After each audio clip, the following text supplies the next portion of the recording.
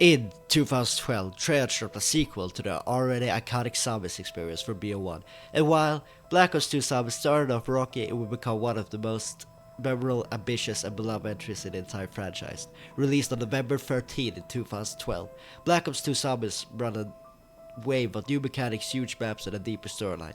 It wasn't just about surviving anymore, it was about uncovering a mystery across time and dimension.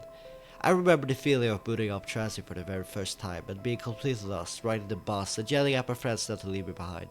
BO2 Zombies has so many unforgettable moments, from exploring a buried western town on the ground to escaping Alcatraz prison to summoning an ancient element powers on a World War One battlefield. That one is a bit out there, but it still was an amazing experience. Every map brought something new to the table. It might have started off weird, but for many of us, Black Ops 2 Zombies became a core memory of growing up with Call of Duty. The large map of BO2 Zombies, and probably the most talked about, was Tranzit. This map was huge for its time, an open world design with multiple locations connected by a robotic bus.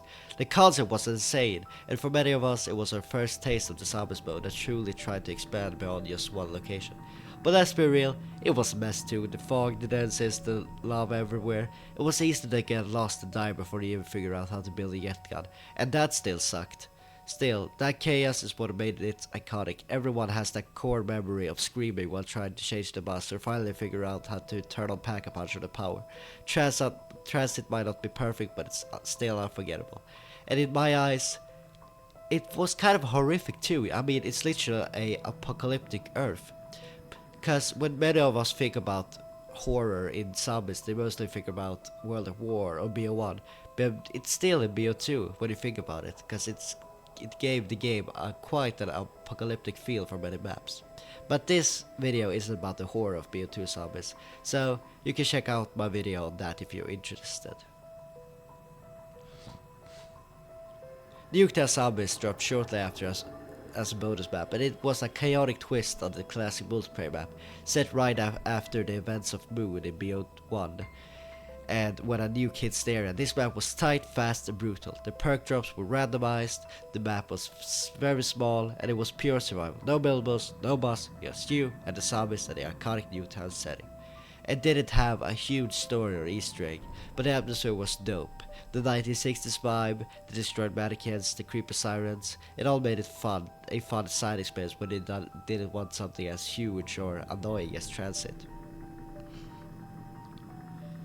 The Rise took things vertical. Quite literally, it was a skyscraper map set in a ruined city. It introduced vertical traversal in a way zombies hadn't seen before. It was confusing at first, but with all the elevators and gaps you could fall through. But once you learned it, it became, I mean, not fun, but something close to it.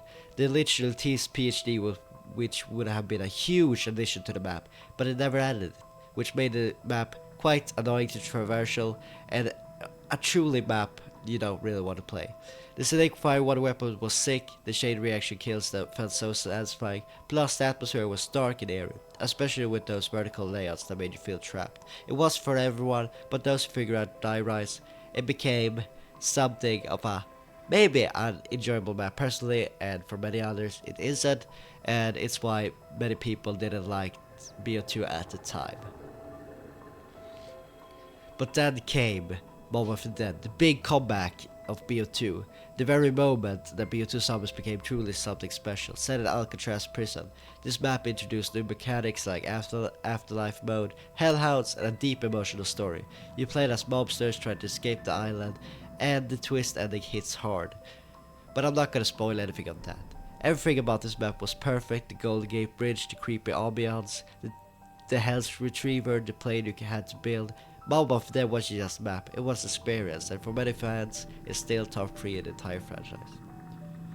And before we continue to bury it, I just want to say be sure to subscribe if you enjoy these types of videos. I try to put in so much work until these kind of videos, so if you enjoy them, be sure to subscribe. Anyway, moving on to Buried. Buried was wild. It dropped you into a hidden old western town underground with a mix of survival, strategy, and chaos. This map introduced Leroy, the giant helper who can open barriers, smash zombies, and brought back some favorite wonder weapons like the Rega Mark II and the Paralyzer, which literally let you fly. The bag system, shock weapons, and the mystery of the base made this map super replayable. Plus, the Easter egg split the community into Team Richtofen and Team Axis, which most of the Victus map did anyway, which shapes the story in future games. Buried was pure fun and creativity. And another thing that I really want to add to Buried is the Witch's Hut. It's quite scary, but it's nice, because when you kill all the witches in the hut, you get a free perk, and with the time bomb, you can literally get all the perks on the map. But the one downside with that is if you can't avoid them or kill them fast enough, they literally steal all of your points, which is quite annoying. And then there was Origins, the grand finale of BO2 Zombies, set during World War One. It reintroduced the original crew as younger versions of themselves and brought in a massive new setting, complete switch with giant robots, elemental stamps, and one of the most complex Easter eggs ever. This map was huge, from building staffs to fighting off the patch and all that, to navigating the trenches, mod, and generators. Origins was the peak of BO2 Zombies, and the peak of just Call of Duty Zombies overall in my eyes. Ambition, and the music, the intro cutscene, the scale, it felt like Zombies had gone full epic. Black Ops 2 Zombies wasn't perfect, but it was brilliant bold. It dared to evolve the mode in ways we've never seen before, from confusing foggy roads to flying through Alcatraz to battling robots in World of War. It was a ride we'll never forget. The story, the cast, the mechanics, the wonder weapons, all of it helped shape what Zombies became today, and set up the future of BO3. For many of us, BO2 Zombies was a childhood, and it always held a legendary place in our hearts. If you guys enjoyed this video, be sure to like and subscribe, because like I said before, I truly put in work until these kinds of video. So if you do, please consider subscribing. It's totally free. So yeah, see you guys in my next video.